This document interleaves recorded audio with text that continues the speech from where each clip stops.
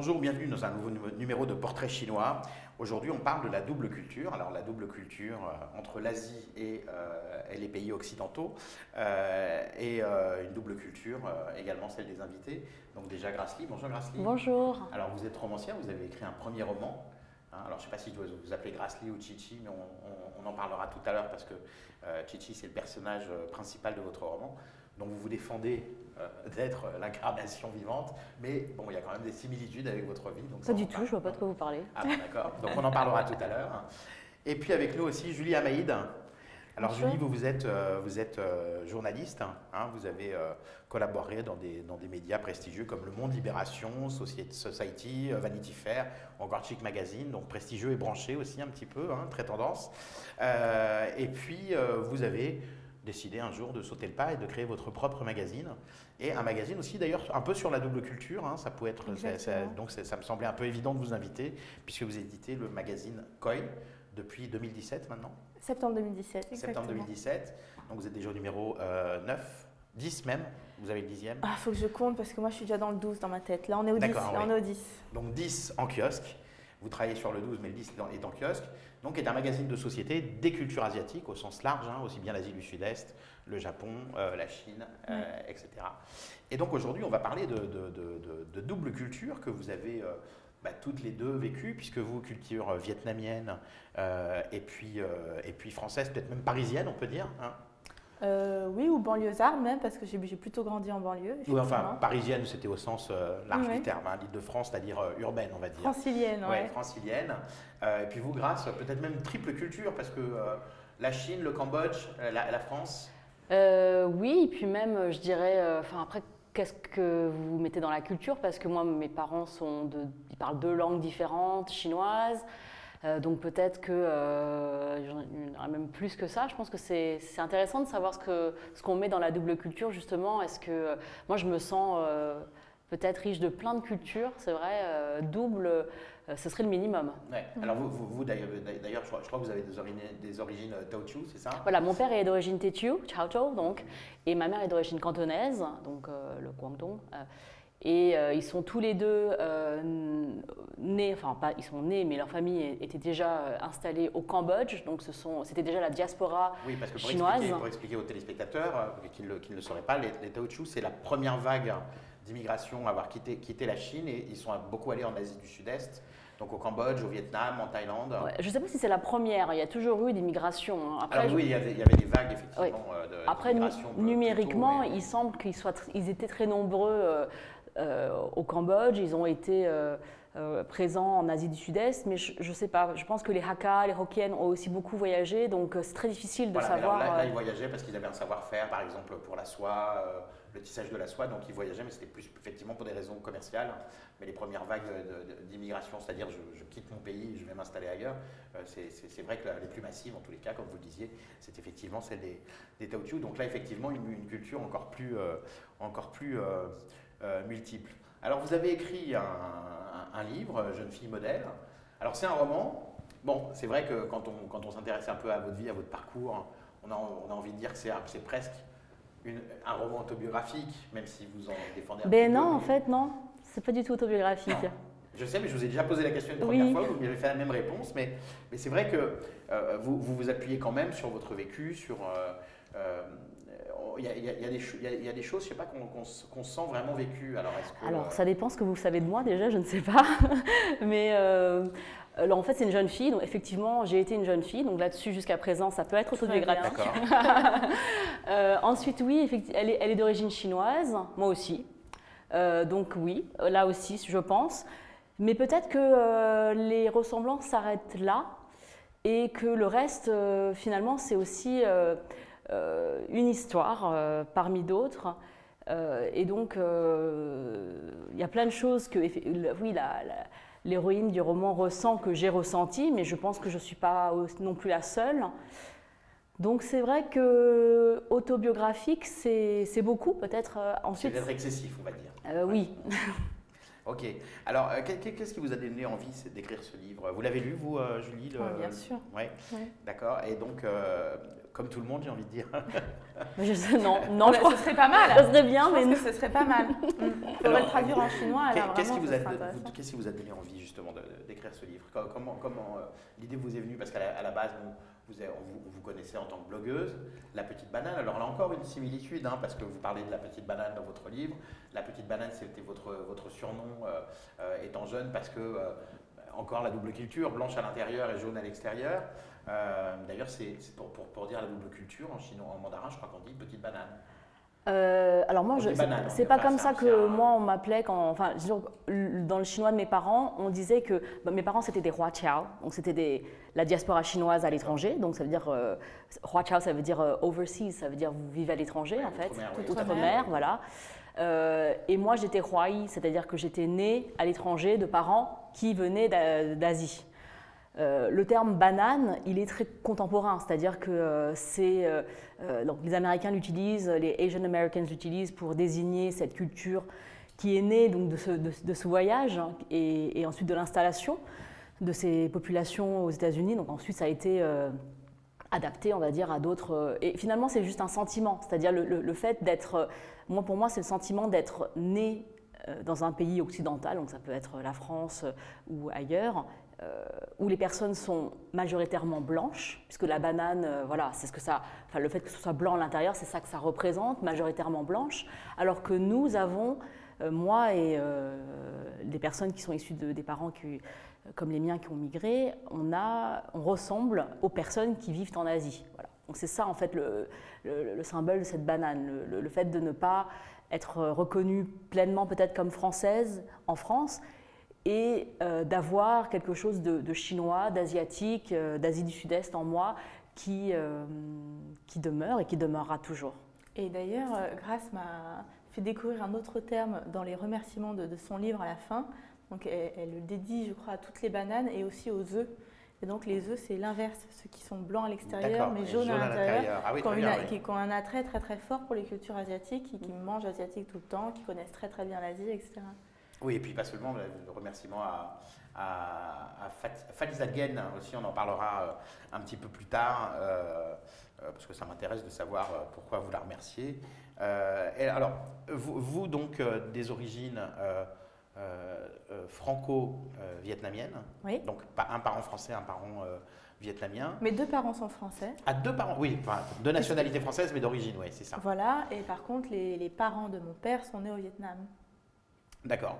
Et alors, quand on grandit, hein, là, la question s'adresse à l'une et l'autre, quand on grandit comme ça avec une double culture, est-ce que, et puis on sait qu'il y a beaucoup de racisme qui est pas forcément considéré en tant que tel chez les enfants. Il n'y a pas forcément un sentiment raciste, mais il peut y avoir des comportements racistes. On peut reproduire les comportements des parents parfois. Comment est-ce qu'on grandit avec ça, avec cette double culture? Est-ce que c'est facile à vivre? Enfin, je veux dire, j'ai pas d'opinion justement là-dessus. Bah alors, après, moi, je pense que la double culture, chacun la vit différemment. Donc, je vais parler de mon point de vue, puisqu'on peut parler que de son point de vue. Moi, en tant que personne née en France, de parents venus d'Asie, j'ai trouvé que c'était pour moi assez naturel de vivre dans cette double culture, c'est-à-dire que chez moi, mes parents parlaient chinois, moi j'ai toujours parlé cantonais, j'ai parlé cantonais jusqu'à l'âge de 3 ans, je pense que je ne parlais pas français avant l'âge de 3 ans. Ensuite, quand j'ai été à l'école, évidemment, j'ai appris la langue, la langue française.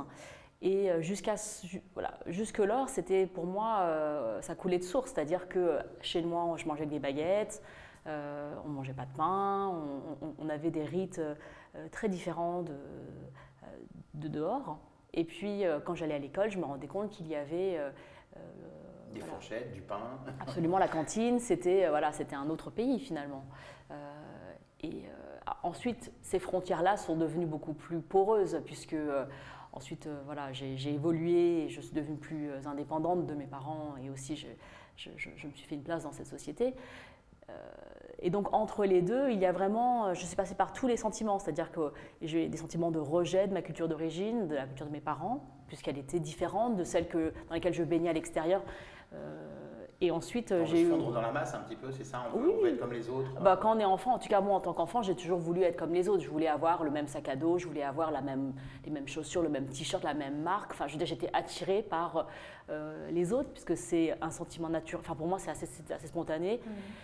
Et puis, quand je suis allée en Asie pour la première fois, je me suis rendu compte à quel point j'étais française et à quel point aussi j'avais aussi des choses très asiatiques, que je ne parlais pas assez bien cette langue, qu'on m'avait enseignée, que j'aurais voulu parler mieux, que j'aurais voulu connaître plus de choses. Voilà. En fait, ces sentiments étaient assez contradictoires. On parle souvent du sentiment d'être trop étranger en France et trop français à l'étranger. Hein. Il y a beaucoup de gens qui ont de double culture. Ouais. C'est très marqué. C'est ce que disait Jamel Debbouze. Oui, oui. Ouais. Et c'est très marqué chez les gens qui ont une double culture et dont les parents sont d'origine d'Afrique subsaharienne, par exemple. Là, c'est très marquant, disent-ils, quand ils rentrent, quand ils vont découvrir le pays d'origine de leurs parents, on leur fait vraiment sentir qu'ils sont français. Même dans la manière de s'habiller. Moi, je sais oui. que quand mon père va en Asie, c'est un touriste en fait. Hein, alors que finalement, au Vietnam, il est censé ressembler, au moins dans ses traits physiques, aux gens qui sont là. Mais la manière de se coiffer, les lunettes qu'il va choisir, le t-shirt qu'il va porter, tout ça pour eux, c'est une évidence. Il est repéré à des milliards de kilomètres. Oui, malgré le fait qu'il soit effectivement physiquement vietnamien. Ouais. Alors, les sociologues, c'est intéressant ce que vous avez dit toutes les deux, parce que les sociologues parlent souvent de troisième culture. Ce serait une culture hybride que les enfants développent spontanément dès le plus jeune âge, à partir des cultures de leurs deux parents, et puis de la culture dans laquelle ils vivent au quotidien, donc à l'école, avec les copains, etc. Est-ce que vous avez ressenti ça, peut-être inconsciemment, mais vous avez pu en prendre conscience plus tard, cette idée de développer une troisième culture? Oui, parce qu'en fait, moi, j'ai pas eu l'impression d'avoir deux cultures. J'ai une seule culture qui est peut-être un petit mélange des deux, qui d'ailleurs n'est peut-être pas un 50-50 Asie-France. Et j'ai pas du tout eu l'impression, par exemple, certaines personnes, comme toi, tu disais, à la maison c'était plutôt baguette et dehors c'était plutôt fourchette. Moi, j'ai même pas eu ça en fait. Il y avait des touches d'Asie dans ma culture, mais que j'ai réalisé qu'après en plus. Et c'était pas vraiment de matière aussi clivante. C'était pas une culture française, une culture vietnamienne. Oui, c'est ça. Donc justement, cette fameuse troisième culture qu'on s'est créée. Mais justement, la culture banane, ce mot-là représente bien ça, parce que quand je parle avec des personnes d'origine américaine, asiatique ou anglaise, asiatique ou d'un autre pays, australienne, asiatique, enfin je dis ça parce que c'est les personnes qu'on entend le plus et dont on lit énormément de choses sur la toile. Je me retrouve énormément dans ce qu'ils peuvent dire, alors que techniquement, nous n'avons pas connu ni la même langue, ni le même pays, ni d'origine, ni de vie. Donc le fait que je puisse me retrouver dans des choses que vivent des Californiens ou des gens de Sydney, je trouve que ça représente cette troisième culture qui est un mix global des cultures qui nous définissent. Mais alors, est-ce qu'il y a des moments où alors qu'on est français, puisqu'on est en France, où on ne se sent pas assez français à certains moments, à certains endroits, et est-ce qu'il y a d'autres moments, quand on est dans sa famille, où on ne se sent peut-être pas assez chinois ou assez vietnamien? Parce que c'est vrai que ça peut chez certains enfants qui ne vivent pas forcément bien la chose, créer peut-être des problèmes identitaires ou autres. Est-ce que avoir une double culture, ça se gère? Est-ce qu'il y a des choses à faire? Est-ce qu'il faut faire attention à certaines choses? Est-ce qu'il y a des choses que les parents doivent savoir, faire différemment, à votre avis? C'est compliqué. Pour répondre à la question, est-ce qu'il y a des moments où on ne se sentait pas suffisamment vietnamien, ou asiatique? Moi, je l'ai ressenti parce que comme je suis eurasienne, ça ne se voit pas tout de suite sur mon visage, ça se voyait beaucoup plus sur celui de ma sœur. Donc moi, j'étais jalouse. Mais vous pourriez passer pour une vraie Parisienne, une vraie Française, vraie Française entre guillemets, de souche, comme on dit. Oui, j'étais frustrée de ne pas faire plus asiatique parce que en fait, quand on était enfant, les gens l'arrêtaient dans la rue en disant « Ah, mais qu'est-ce qu'elle est jolie, votre petite fille, elle est asiatique !» Puis moi, personne ne me calculait parce que je ne faisais pas asiatique. Et donc voilà, c'était plus de ça peut créer des jalousies dans une fratrie. Oui, mais c'était plus de cet ordre-là en fait. Sinon, je ne me suis jamais dit « Ah, je ne suis pas assez vietnamienne pour manger ici ou faire ci. » Mais alors, pardon, allez-y. Oui, moi je pense que, alors moi personnellement en tant qu'adulte, j'ai mis un terme à ce sentiment d'insuffisance. C'est-à-dire que nulle part je me sens insuffisante. Je suis suffisamment française quand je suis quand je suis française et quand je vais en Asie, je suis suffisamment ce que je suis. Mais c'est vrai qu'en tant qu'enfant, oui, c'est surtout à ce moment-là hein, en tant qu'enfant, je pense que le regard, en fait, c'est une question de perception et surtout le regard qu'on portait sur mes parents, puisque finalement, moi, dès que j'ouvre la bouche et que je parle, on se rend bien compte que je suis française. Il n'y a aucun attribut de la France qui m'échappe à moi. Par contre, le regard qu'on porte sur mes parents était quelque chose que, surtout par rapport aux institutions, puisque finalement, être français, c'est être un citoyen et c'est être aussi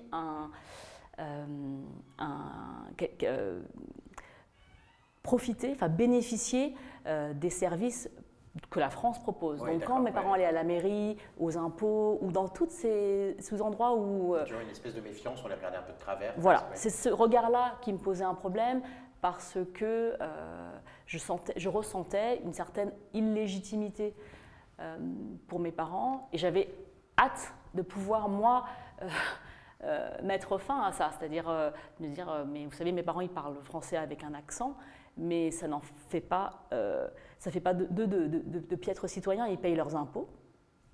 Ils contribuent pleinement à cette société française, ils travaillent, etc. Chinois, je crois, voilà, ou même d'autres métiers. Enfin, ils contribuent pleinement à cette société. Livre, d'ailleurs, je le précise. Oui, mais il y a beaucoup de personnes qui ont vécu ça. Enfin, moi, je le ressens aussi. Oui. Quand j'ai ressenti du racisme ou ce que tu dis, c'est plus par rapport aux parents en fait. Oui. Moi, ça me dérange quand les gens parlent anglais à mon père dans la rue en pensant que c'est un touriste. J'ai une anecdote qui m'est restée gravée. On était place de l'Odéon devant un chocolatier, pâtissier chocolatier très très connu qui a des magasins un petit peu partout. Et on allait le voir en lui disant « very good, very good, very good ». Et ouais, non, mais en fait, déjà, il le savait, puisqu'il est français et qu'il connaissait. Oui. Voilà, les meilleurs ouvriers de France connus qui ont tant de boutiques partout dans les grandes villes sont mis rue. Et puis en plus, voilà, alors, en même temps, c'était bienveillant, comme on dit, parce qu'on lui donnait le conseil d'y aller. Donc déjà, c'était plutôt sympathique. Mais voilà, par principe, comme son faciès ne représentait pas le fameux délit de faciès, quoi. Oui. Voilà, et forcément, il était étranger, il fallait lui parler anglais. Alors justement, vous parlez de la langue. La double culture, c'est aussi souvent l'opportunité de pouvoir parler au minimum 2, voire 3 langues. Mais est-ce que ça peut parfois poser des problèmes je pense aux problèmes que peuvent rencontrer les gens, par exemple, dont la langue des parents ne prévoit pas le vouvoiement et qu'on peut prendre pour des gens impolis des fois parce qu'ils tutoient tout le monde. Est-ce qu'il y a des dans les langues soit vietnamiennes, soit cambodgiennes et alors vous je ne sais pas quelles sont les langues chinoises que vous parlez, cantonais, téotiou, mandarin. Moi, je parle cantonais. Alors, par contre, dans la langue chinoise, de manière générale, il n'y a aucun problème par rapport à ce que vous avez mentionné. Oui, non, mais là, c'était un exemple que je donnais par rapport. L'absence de vouvoiement en chinois n'enlève en rien le fait que c'est une langue très respectueuse des interlocuteurs. Oui, très imagée même d'ailleurs. Donc, ça ne joue pas du tout. Maintenant. Pour moi, la différence, c'est déjà... Moi, je suis née dans les années 60, la fin des années 70. À cette époque-là, les professeurs d'école recommandaient aux parents qui parlaient une autre langue à leurs enfants de parler français à leurs enfants. Parce qu'ils avaient peur que l'enfant ne s'intègre pas dans la classe. Et il y avait une époque, aujourd'hui c'est terminé, je l'espère, enfin encore que je ne suis pas sûre, où... on pensait que seule la langue française méritait d'avoir droit de cité dans les foyers et que l'apprentissage d'une autre langue concurremment à cette langue maternelle pouvait mettre en danger l'intégration de l'enfant au sein de l'école et au sein de la société. Vous imaginez bien que les parents étaient très inquiets lorsque le maître leur disait ça. On nous dit ça alors qu'aujourd'hui, à l'entrée au collège, il y a un enfant sur 2 qui ne parle pas ou qui n'écrit pas correctement le français. Donc c'est un petit peu de vouloir, comment dire, de vouloir expliquer certaines choses aux parents, c'est peut-être, il faudrait peut-être déjà faire les choses bien au niveau. Après, le fait de ne pas écrire bien le français, ça ne tient pas. C'est pas parce qu'il parle une autre langue, j'imagine. Non, mais je parle d'enfants franco-français. Oui. Moi, non, mais ce que je. Oui. Né en France, dans des familles françaises de souche, etc. Voilà, donc je pense pas que le fait d'être bilingue, d'être bilingue empêche les gens voilà, de parler il y a des- français. il y a des exemples, effectivement, où même des parents français parlent à leurs enfants. Le papa parle en espagnol, la maman parle en anglais, et à l'école, ils parlent en français, et ça se passe très bien. Les enfants sont parfaitement trilingues aujourd'hui. Donc voilà, il y a sans que le père ne soit espagnol, ni la maman anglaise, hein, mais c'est un choix qu'ils ont fait. En tous les cas, ça marche. Donc de ce côté-là, effectivement, oui, je réagissais aux propos des professeurs. Voilà, alors, et puis d'ailleurs, à l'école, bon là c'est un petit peu hors sujet, mais enfin bon, ça peut aussi blesser les enfants qui ont une double culture. Il y a eu un scandale récemment avec une comptine, dont vous avez sans doute entendu parler l'une et l'autre, Chang le petit chinois. Ça c'est dingue. Qui est une comptine qu'on apprend aux enfants à l'école, donc Enfin, dans l'éducation nationale. On n'apprend plus là. Non, tu n'apprends plus aujourd'hui. C'est une maîtresse d'école c'était une intervenante dans un groupe scolaire qui l'a faite. Ce n'était pas une enseignante. Voilà, je pense que c'est hors programme de l'éducation c'est nationale. pas au programme de la France. C'est tiré d'un livre d'un éditeur qui fournit aux établissements scolaires des livres de comptine, des livres d'apprentissage, etc. Donc, il y a une forte probabilité que cette comptine se soit retrouvée dans beaucoup d'autres écoles en France, mais effectivement, là, ça venait d'une école d'Aubervilliers, je crois. Est-ce que vous avez souffert de clichés comme ça? Alors vous sentant française parce qu'on est en France, j'imagine, mais le regard des autres, Chang est assis, mange du riz, ses yeux sont petits, rikiki, etc. Je ne vais pas vous la faire en entier, je ne vais pas leur faire de publicité. Comment est-ce qu'on recense cette espèce de racisme, d'autant qu'on a la double culture? C'est-à-dire qu'on sait qu'on est français et les gens vous regardent avec un regard différent.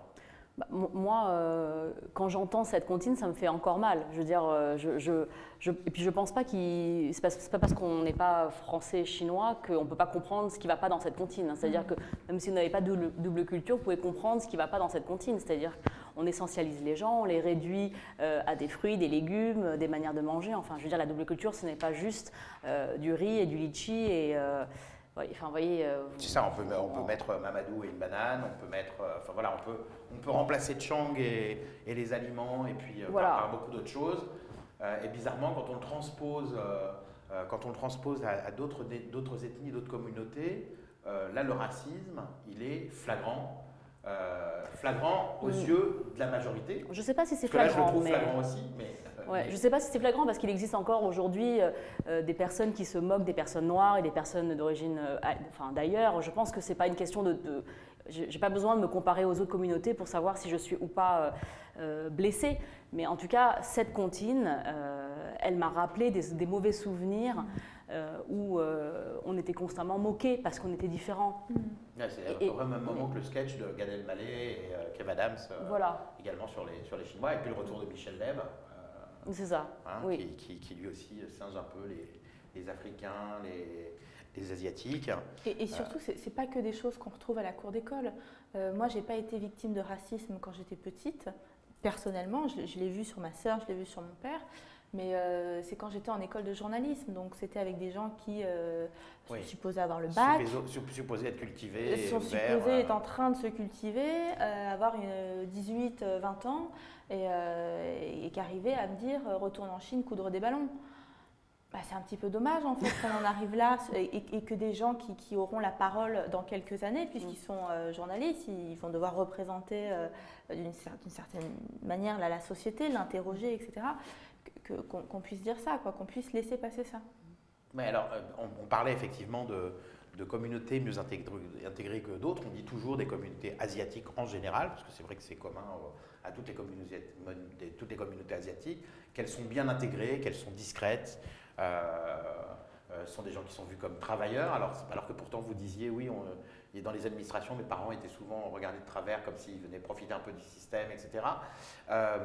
Donc là, je parle effectivement pas au niveau de l'administration, mais au niveau des gens. Et dans votre livre, il y a une citation, c'est votre maman qui vous dit Padmé, enfin qui vous dit, vous voyez, je suis encore en raccourci avec vous, qui dit à Chichi, Padmé, obéis, il faut travailler dur et surtout ne pas se faire remarquer. Eliane acquiesçait, oui, c'est vrai, vous, on vous aime bien ici, on vous entend jamais, pas comme les autres là. Est-ce qu'il y a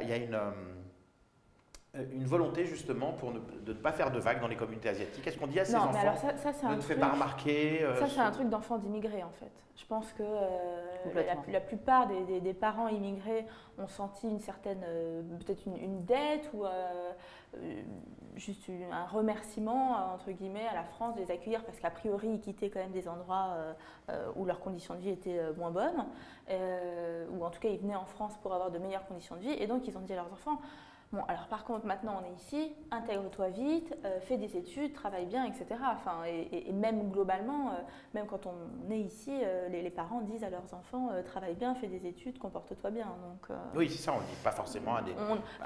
Il y a quand même très très peu de parents qui dire à disent. ses enfants, même quand on n'est pas immigré soi-même. Voilà, même si on est sur des générations de Français sans aucune immigration, il y en a Complètement. rarement qui disent à leurs enfants, fais des vagues. Hein. Mais est-ce que les parents issus de l'immigration le disent plus à leurs enfants, justement? C'est un peu ça la question.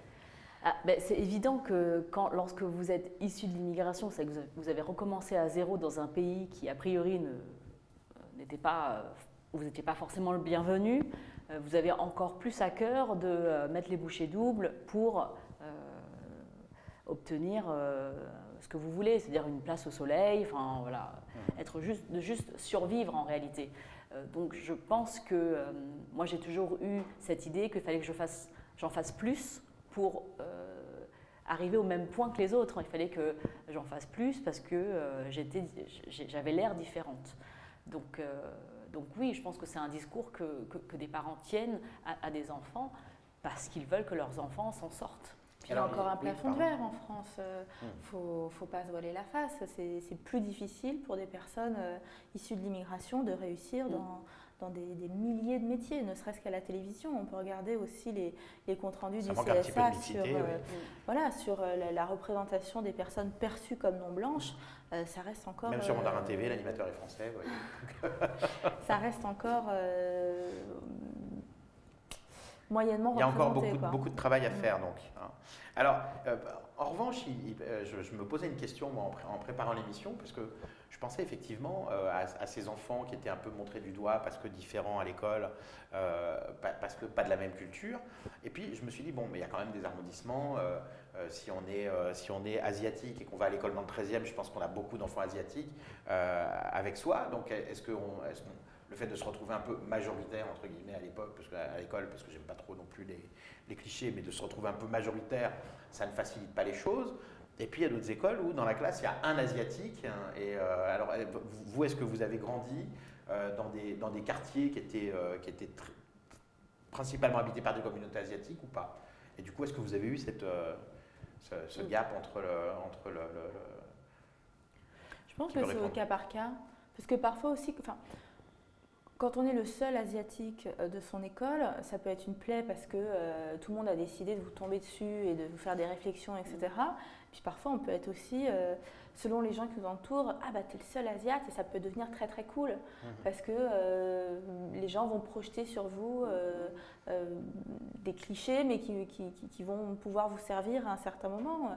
Moi, je sais que quand j'étais adolescente, j'avais envie de faire plus asiatique pour me démarquer des autres filles. Et pour ressembler à votre sœur aussi. Oui, et puis pour me démarquer aussi, entre guillemets, de la masse, pour intéresser plus les garçons. Enfin, voilà, bêtement. Oui, là, c'est plus à la préadolescence, l'adolescence, etc. Ouais. Et puis, je pense qu'aussi, que vous soyez le seul asiatique de votre classe ou que vous soyez plein, quand vous allumez la télé, parce qu'un enfant qui va à une école, il ne vit pas dans l'école. C'est-à-dire qu'ensuite, il regarde la télé, il va au cinéma, il lit des livres, il joue à des jeux vidéo. Enfin, je veux dire, il n'est pas isolé de la société dans laquelle on vit.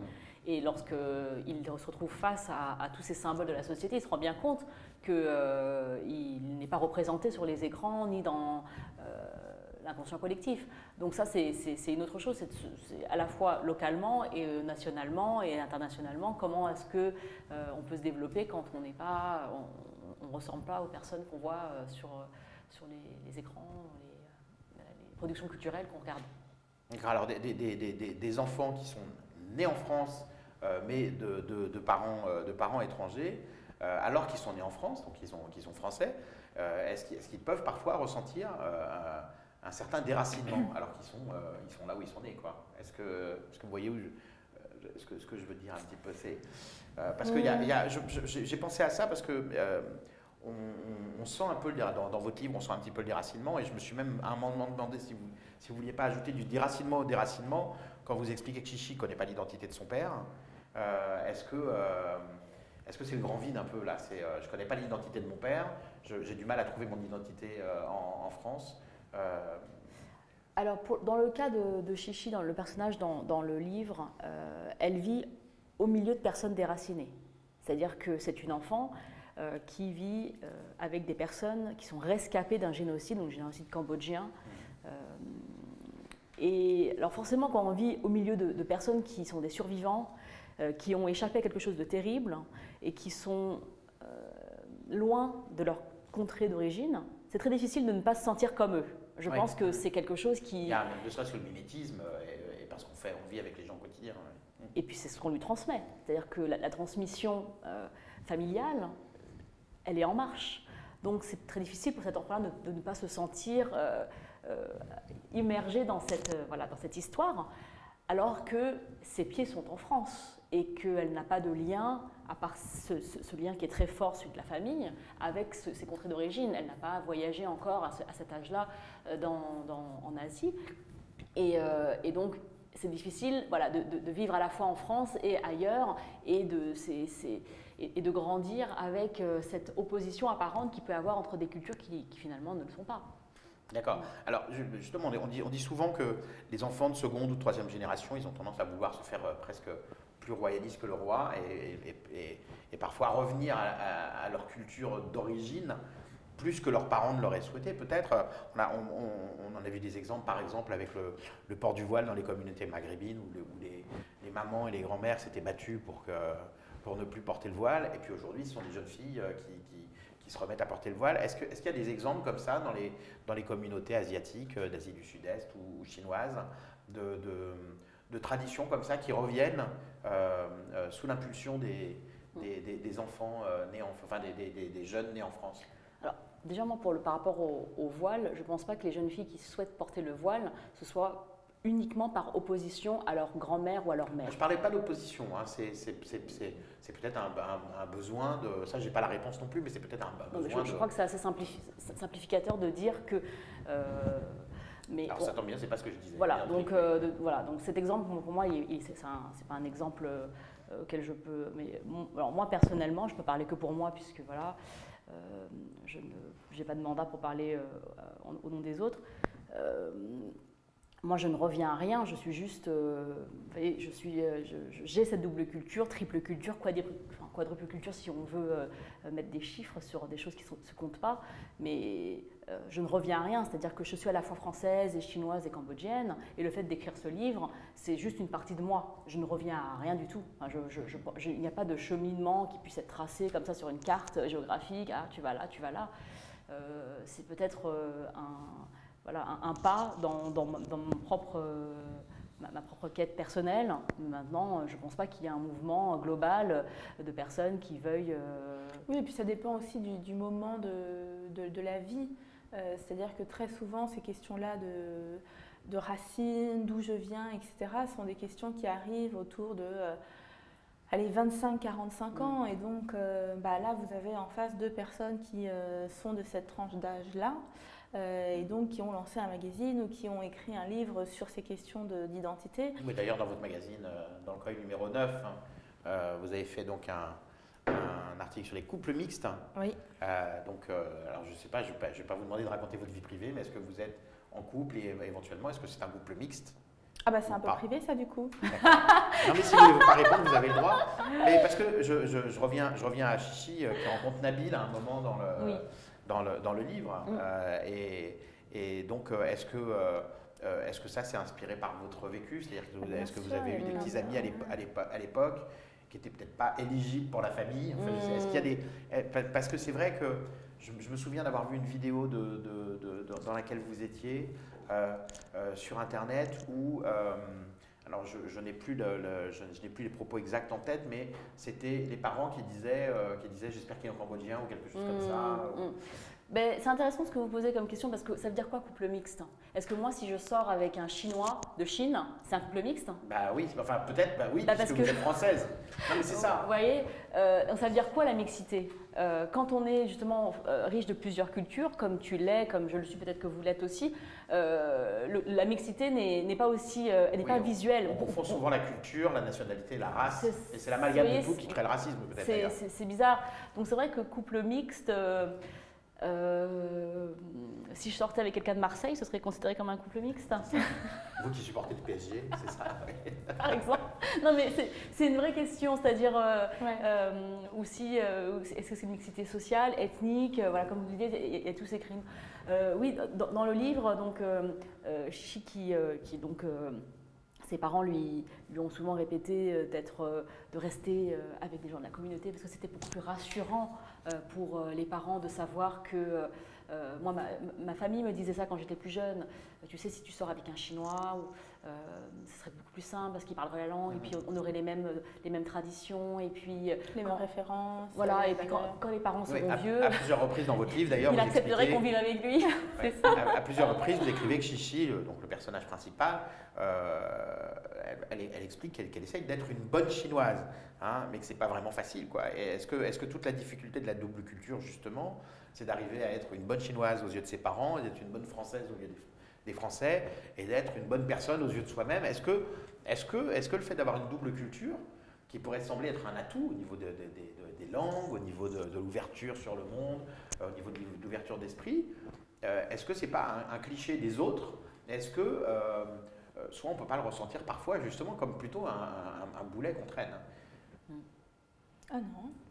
Moi, je trouve pas que ce soit un boulet. Justement, on revient à la question sur la troisième culture. C'est bon, là pour le cas de Chichi, voilà, je te laisserai répondre. Mais moi, j'ai pas essayé d'être une bonne vietnamienne ou une bonne française. Je pense qu'être une bonne personne.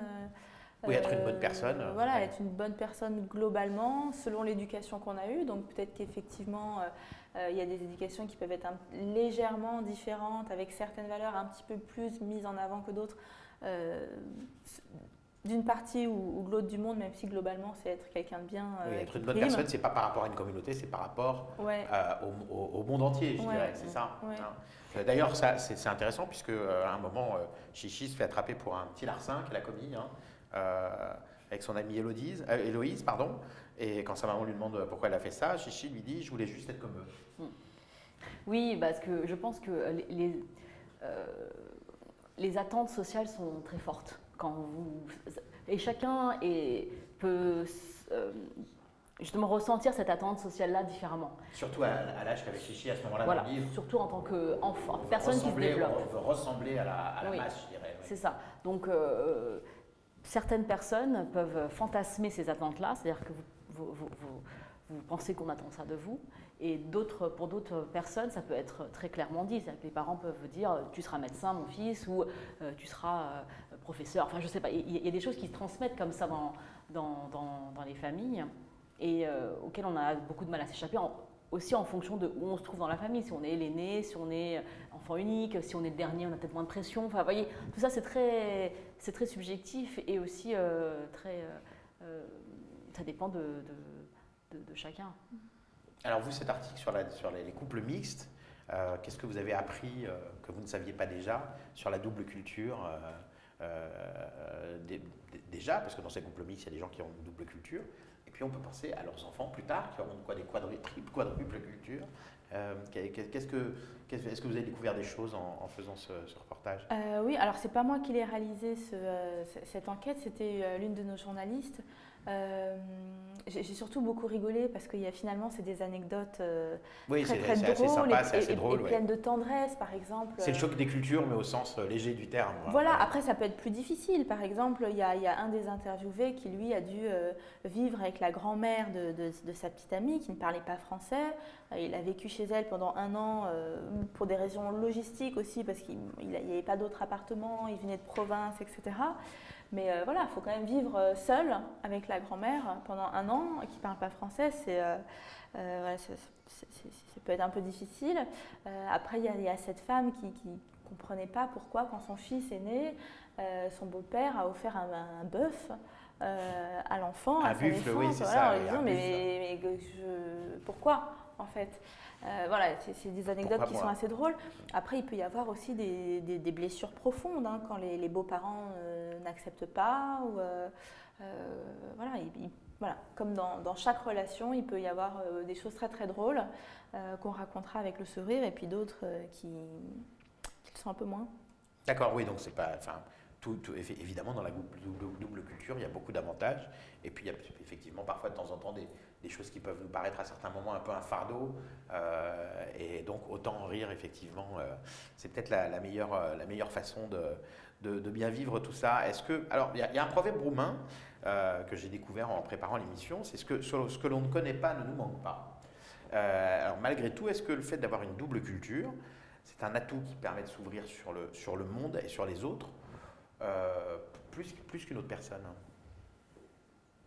Est-ce que le fait d'avoir une double culture peut faciliter la découverte ou l'immersion d'une culture tierce, d'un pays, etc. Quel est votre avis là-dessus? Je pense que ça peut aider un peu pour la tolérance. De ne pas avoir tellement peur de l'autre. Pas avoir l'a priori peut-être. Ouais, voilà, puisqu'on a été. Enfin, après, moi je le dis, j'ai été raciste pour d'autres communautés, etc. Chacun essaie de travailler sur soi avec du recul, mais c'est vrai que ça peut apporter un peu de tolérance, un peu d'ouverture d'esprit. Oui, je te rejoins là-dessus, Julie, parce que je pense que le fait d'avoir grandi dans ces fameuses cultures différentes, j'assume, je pars jamais du point de vue que je suis la norme, c'est-à-dire que… Oui, comme tu as été l'autre, tu peux te mettre facilement à la place des autres. Complètement. Oui, mais est-ce que la norme, c'est pas toujours l'autre, justement? Ah non. Non, mais ce que je veux dire, c'est que est-ce que effectivement, à vouloir ressembler aux autres, une fois qu'on leur ressemble, on n'a pas envie de ressembler encore à quelqu'un d'autre? Quand on part en quête de quelque chose comme ça, est-ce que finalement c'est quelque chose qu'on n'atteint jamais? Est-ce qu'il vaut mieux pas simplement rester soi-même? Parce que soi-même, c'est pas une évidence. Ouais. Vous voyez, c'est-à-dire que c'est pas juste vous ouvrez le placard et vous êtes dedans. Donc il y a une quête de soi pour se trouver, et c'est dans cette quête qu'il faut savoir ressentir qui on est. Mais je pense que cette quête, elle est obligatoire quand on est adolescent. Quand votre parent vous dit sois toi-même, on ne sait pas ce que ça veut dire. Non mais c'est ça, c'est creux comme mot. On ne sait encore rien de soi, et je pense que se chercher, il ne faut peut-être pas aller trop loin, peut-être qu'on peut aller loin et ensuite revenir. Je pense que c'est très difficile de faire des généralités là-dessus, mais qu'en tout cas, une fois qu'on est bien avec soi, oui, c'est pas la peine de chercher midi à 14h, comme on dit, ou de continuer cette quête. Encore qu'on peut toujours évoluer, rien n'est figé dans le temps. Donc vraiment, ça tient à chacun de vouloir, d'être vraiment qui il souhaite, quoi. Alors, Julie, vous disiez tout à l'heure, malgré ma double culture, ça m'est arrivé d'avoir des sentiments racistes envers d'autres communautés. Alors, justement, est-ce que la mixité culturelle qui avance, hein, on parle de mondialisation, mais c'est pas seulement économique, hein, la mondialisation, elle se fait aussi au niveau humain. Est-ce que ça peut être une forme de remède au racisme, ou est-ce qu'au contraire, ça peut, comme ça vous est arrivé, attiser certaines haines, certaines rancœurs, que souvent on ne comprend pas bien d'ailleurs? Il y a des communautés qui ne s'aiment pas, elles-mêmes, quand vous leur demandez, n'arrivent pas à vous l'expliquer. Alors moi, quand j'ai eu des réflexes racistes, entre guillemets, c'est plus par les images et les représentations qui étaient projetées que par une animosité ou quelque chose comme ça. C'est plus des erreurs de jeunesse, Non, mais même pas de jeunesse, c'est tout simplement les représentations qu'on a aujourd'hui de certaines personnes, de certaines catégories, de certaines communautés, sont biaisées et nous font peur. Enfin, on le voit avec ce qui se passe en ce moment sur l'histoire de cette fameuse camionnette blanche. Si tout le monde s'emporte d'un coup, c'est parce qu'on a aussi projeté sur certaines communautés des stéréotypes. Les communautés roms, évidemment, oui, de France. les Roms qui sont vraiment… Oui, des stéréotypes très violents et sans jamais les nuancer, sans jamais aller voir plus loin. Certains sites le font, certains médias le font, mais vraiment, ce n'est pas la majorité. Donc forcément, ça construit l'imaginaire d'une personne. qui n'a pas d'autre façon de connaître cette communauté. Alors, est-ce que ça veut dire que des clichés dont vous avez été victime, vous pouvez les avoir envers d'autres personnes? Quelque part, c'est ce que vous dites un petit peu? C'est pas parce que vous avez été victime de racisme que vous êtes immunisé à jamais contre le racisme. De la même manière que la mondialisation, ça n'empêche rien. Vous voyez ce qui se passe au Brésil aujourd'hui ou aux États-Unis. C'est pas parce qu'ils vendent des produits made in China ou made in Japan ou que ça les empêche de nourrir une certaine aversion envers d'autres peuples. Donc non, en fait, le fait d'avoir été sensible à un moment donné à une souffrance ne vous permet pas de savoir. Ben oui, et là, il faut constamment se questionner sur les représentations, comme tu dis, Julie, sur les autres, et de savoir en quoi ils sont des êtres humains et non des objets tout droit sortis d'une propagande ou d'une réflexion toute faite. Mais c'est vrai qu'une fois qu'on a été victime, si en face, quelqu'un d'autre sur qui on a projeté des stéréotypes, etc., nous dit « mais moi aussi je suis victime et ce que tu dis me blesse », peut-être qu'on va le comprendre plus vite. Ça, je pense que c'est vrai. Je sais pas, et en même temps, il y a des personnes qui ont été humiliées par le passé qui sont très promptes à se venger, c'est-à-dire de pouvoir… un sentiment de vengeance aussi, c'est pas forcément… D'où l'importance de l'éducation et l'importance de l'ouverture. Voilà. Alors justement, je vais en revenir au livre, donc Jeune fille modèle, donc aux éditions Fayard, c'est 19 €, je crois, votre livre, c'est ça? Bon, je le répéterai à la fin. Quand Chichi représente un garçon prénommé Nabil, les deux, dans le livre, ont souvent évoqué ensemble, directement ou indirectement, leur sentiment d'exclusion respectif. Est-ce que vous pensez que l'intensité du sentiment d'exclusion est le même pour toutes les communautés? C'est-à-dire, vous parliez des Roms, par exemple, c'est vrai que les Roms sont des gens qui doivent se sentir super rejetés. Je ne suis pas à leur place, mais quand on voit l'image que les gens ont des Roms, par exemple, je me dis, j'aimerais pas être Rome, excusez-moi la raccourci, mais vous voyez, est-ce qu'il y a des degrés différents? Je pense que le degré, il est très propre, il est très individuel. Moi, je connais une femme qui est députée Rome. À la communauté. C'est-à-dire qu'elle est députée, elle a été élue, et elle est d'origine Rome, elle est française.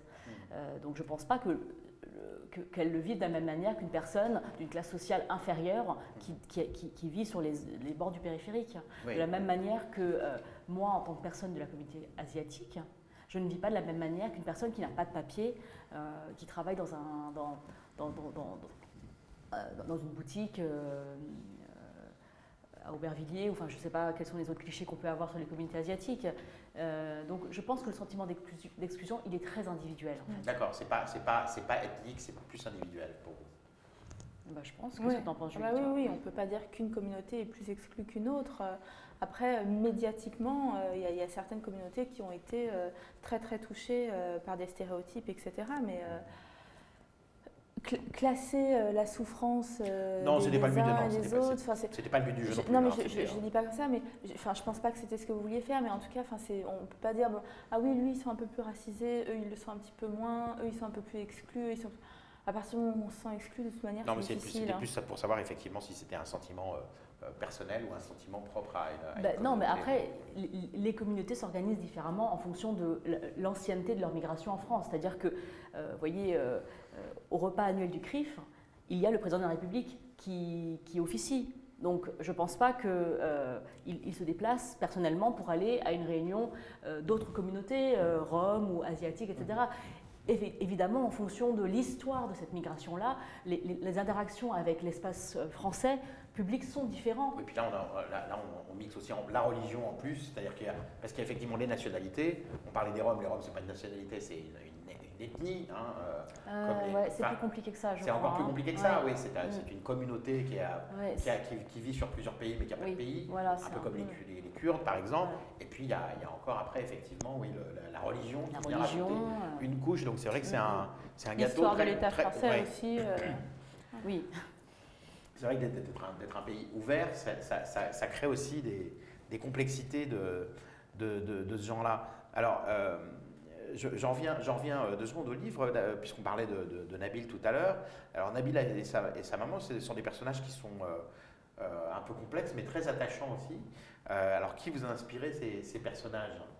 Est-ce qu'il y a eu un Nabil ou autre dans votre vie et une maman qui faisait du couscous que vous adoriez? Ah bah alors moi, je connais plein de Nabil en vrai, hein, mais comme je connais des Bamadou et je connais des Faiza et des Rokhaya et des Julie. Enfin bon, je pense que bien sûr que je me suis nourrie de toutes ces personnes que je connais dans ma vie réelle parce que je ne choisis pas mes amis en fonction de leur appartenance à des communautés. Donc, en plus, j'étais à l'école française, donc publique, où il y avait une réelle mixité sociale, parce que j'ai grandi en région parisienne, donc il y avait énormément de personnes que je côtoyais qui n'étaient pas issues des mêmes communautés que mes parents.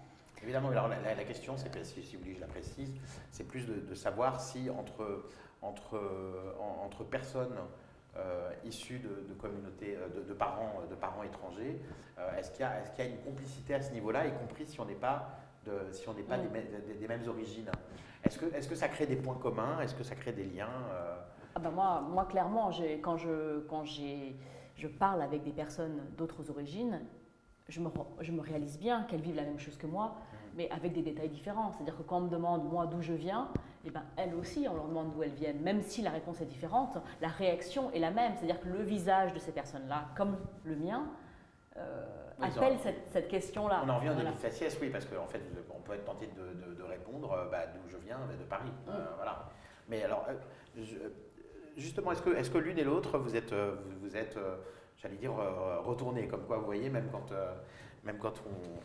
on a travaillé sur le sujet, on fait encore des lapsus. Est-ce que vous êtes allé au Vietnam, par exemple? Oui, Julie? 2 fois. 2 fois. Ouais. Et vous, en Chine? Alors, la Chine, c'est grand. Oui, je suis allée en Chine. Je suis allée sur les pas de la famille de mes parents. Oui. Et au Cambodge également? Oui, au Cambodge Vous avez eu aussi, l'occasion oui. d'y aller? Oui. Oui, alors, quel sentiment on a, justement, est-ce qu'on a l'impression de tirer une pelote de laine, de tirer un fil dans une pelote de laine au cours duquel on va remonter ses racines un peu? Alors moi, la première fois que je suis allée au Vietnam, j'avais pas du tout ces considérations d'où je viens, quelles sont mes racines. Vous étiez la touriste? Voilà, c'était en 2004, j'étais ado, c'était un voyage plus ou moins comme un autre. J'aurais pu être au Vietnam ou au Cambodge, ça n'aurait pas changé grand-chose pour moi. Voilà, j'ai découvert, on a fait un circuit touristique total. Ensuite, j'y suis retournée 10 ans après et là, oui, c'était intéressant pour moi d'y aller en plus avec mon père, de voir comment il réagissait, de me dire, voilà, je sais que mon grand-père… Oui, parce que lui aussi né en France, votre papa, lui aussi est né en France. Donc lui, il découvrait un petit peu aussi ses origines, Également. en même temps que vous d'ailleurs. Également. Oui. Et c'était intéressant donc de se projeter, de se dire voilà, c'était comme ça ici avant, peut-être que mon grand-père a marché là, c'est vrai qu'il devait avoir une maison par ici, etc. Voilà, mais c'est quand même très très distancié, hein, puisque moi j'ai pas de famille là-bas qui m'a expliqué ou qui m'a pris en charge. Du coup, est-ce que ça a donné une intensité un peu différente et un peu particulière ce deuxième voyage? Oui, le deuxième voyage était différent parce que j'étais un peu plus éveillée à ces questions. C'était un peu initiatique, sans qu'il y ait forcément une quête. Mais Ouais, non, pas à ce point-là, mais voilà, je faisais un petit peu plus attention aux interactions de mon père avec les autres personnes, etc. Et puis pour moi, c'était un peu moins étranger aussi, parce que la première fois… mais rien n'était commun, rien ne m'était commun au Vietnam. Enfin, c'était vraiment un pays étranger. Je ne me sentais pas du tout à ma place. Je n'avais pas envie d'y appartenir. C'était un pays étranger. Enfin, c'est la première fois que je mettais les pieds dans ce pays. Et finalement, la deuxième fois, j'avais envie d'être un peu plus… peut-être plus ouverte. Ouais, j'étais déjà plus ouverte. C'est la façon dont vous parliez de votre premier voyage, on vous sentait presque réfractaire, non, fermé. Non, je n'étais pas réfractaire, mais c'est une ado qui découvre un pays où on ne peut pas boire l'eau du robinet. On fait des trucs avec ses parents. Les gens parlent français, mais pas forcément très bien. Oui, ils ne parlaient pas très très bien français. Et puis voilà, enfin c'est… Alors, moi, mon premier voyage, il a été très émotionnel aussi. Donc vraiment, j'aimerais beaucoup revivre ça parce que je pense que vraiment c'était c'était quelque chose de très important pour nous. Alors vous vivre étiez en ensemble. famille, vous étiez en Ouais, famille. moi je suis allée en famille avec mes enfants, avec mon père, avec ma sœur et ses enfants. Enfin bon voilà, c'était un énorme voyage avec beaucoup Alors vous avez des de enfants, poussettes, oui. est-ce que le papa est cambodgien ou chinois? Non, il est comme moi, il est français. Ouais. D'accord.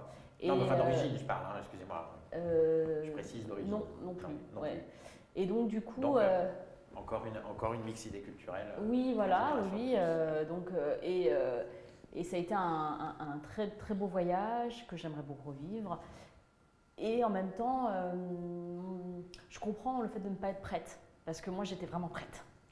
C'était un voyage qui était très récent. Hein, la façon dont vous le dites, on comprend bien. Oui, oui, j'étais vraiment prête. Et je suis même contente de ne pas avoir été avant pour l'avoir vécu comme ça.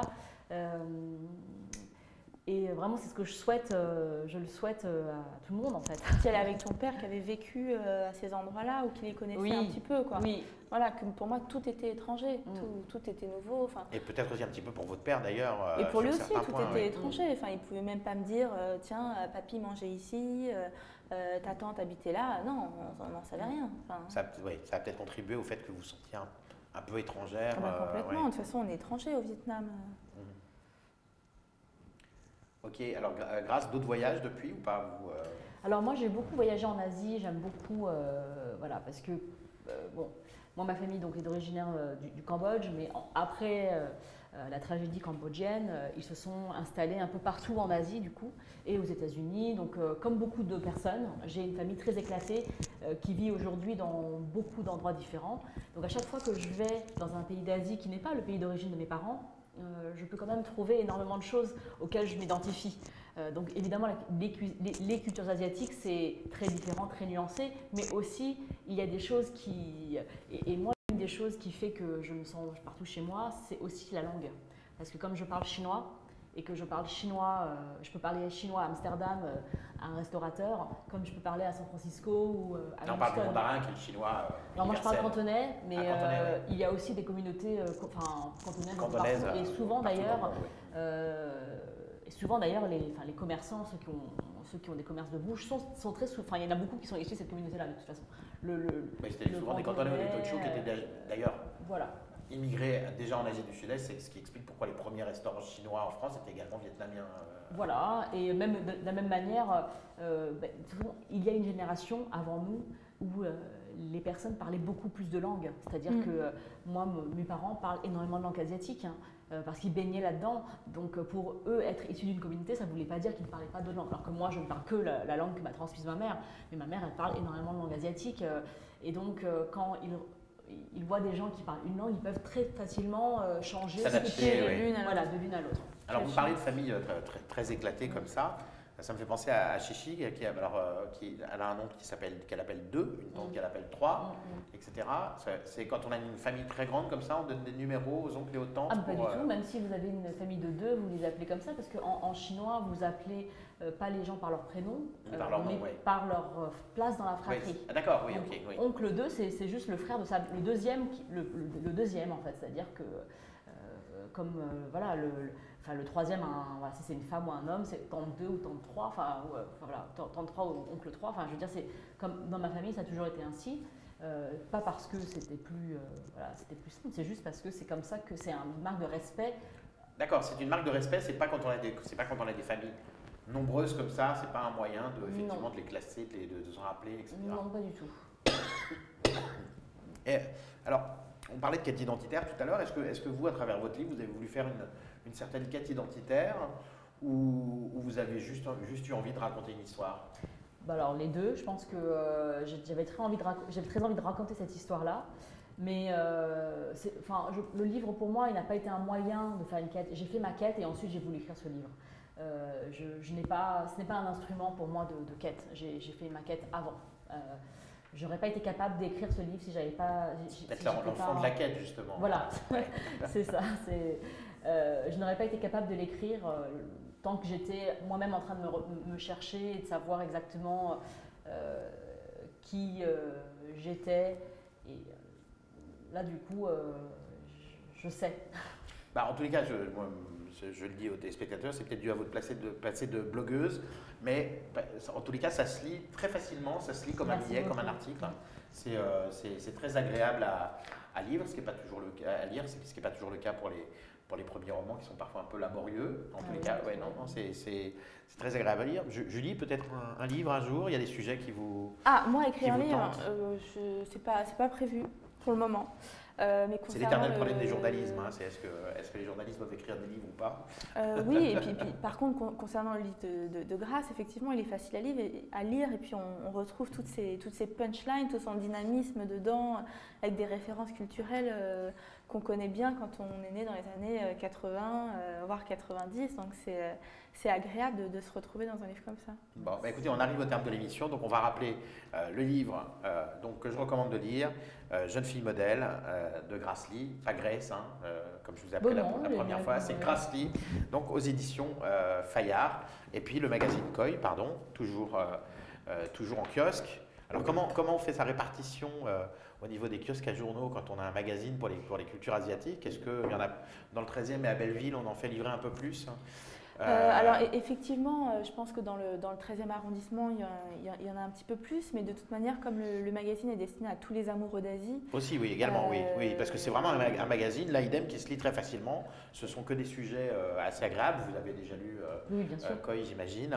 Et puis c'est vrai que c'est pas du tout un magazine ethnique ou identitaire, c'est vraiment un magazine lifestyle, je dirais, j'ai envie de dire, oui, vraiment lifestyle. C'est un magazine de société parce qu'on a quand même des sujets de société ou politique qui se reportent. Mais en lien avec les communautés asiatiques, donc ça intéresse aussi tous les gens qui aiment la culture asiatique. Exactement. Ou sa cuisine ou autre. Voilà. Eh bien écoutez, merci. Donc le dernier numéro, c'est celui-ci, je vais le montrer. Voilà, le numéro 10. Avec Teddy Riner. Qui forcément est un représentant du judo, donc qui est un sport japonais, on l'oublie parfois, et qui est un très très grand fan de culture japonaise, de gastronomie, de Dragon Ball. C'était un vrai défi de l'avoir ici pour montrer justement qu'il ne faut pas forcément être asiatique pour représenter les cultures asiatiques, mais que lui aussi pouvait prendre ce rôle-là. Ok, dans le prochain numéro, sans spoiler, vous allez parler de quoi? On va parler de cinéma, on va parler de politique, voilà, on va parler pas mal de choses. D'accord, donc ce sera un peu sérieux à certains moments. Oui, comme d'habitude. Parfait. Bah, écoutez, merci d'avoir répondu à mes questions merci. et puis de nous avoir présenté un petit peu vos travaux respectifs. Et puis on se retrouve bientôt pour un nouveau numéro de Portrait chinois. Merci de nous avoir écoutés.